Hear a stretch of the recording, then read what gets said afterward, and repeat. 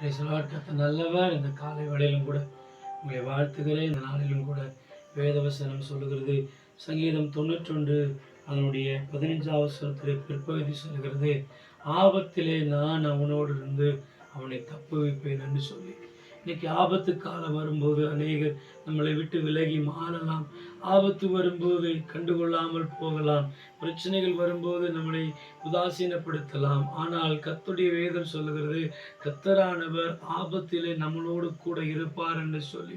எவ்வளோ பெரிய போராட்டங்கள், கலக்கங்கள், பாடுகள் வந்தாலும் சரி, கவலைப்பட வேண்டாம். கர்த்தர் இந்த நாளிலே உங்களுக்காக உங்கள் பட்சத்தில் இருக்க அவர் வல்லமுள்ள தேவனாக இருக்கிறார்.